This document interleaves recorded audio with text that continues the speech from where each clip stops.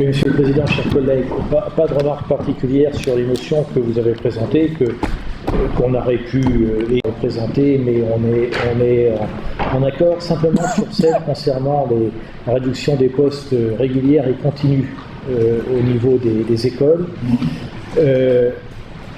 Je crois qu'on ne peut pas, si on veut être des élus responsables et réalistes, s'opposer systématiquement à la baisse des moyens dans la mesure où il y a une baisse des effectifs.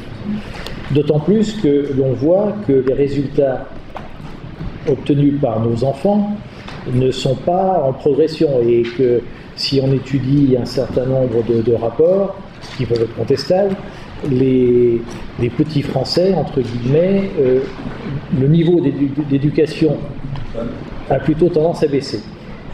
J'allais pondérer mes propos en disant qu'il doit y avoir, à mon avis, deux approches. Il y a l'approche urbaine et l'approche rurale. Je prends l'exemple de la fermeté, où aujourd'hui il y a 3 postes d'enseignants, et on envisage de n'en avoir que 2. Comment voulez-vous que des parents laissent leurs enfants dans une école où il y aura un enseignant qui s'occupera du CP jusqu'au CM2?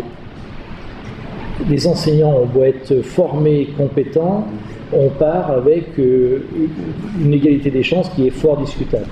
Donc notre position, c'est de dire on vous soutient parce que nous sommes dans un territoire rural et que l'approche doit être différente de ce qui peut se passer dans les territoires urbains où les possibilités offertes aux parents, aux familles, sont bien différentes. Quand un enfant est scolarisé à la fermeté, si on doit le scolariser à Infy ou à Saint-Denis d'Asie, il y a 7 km à faire, ça change tout et ça change la vie du village aussi.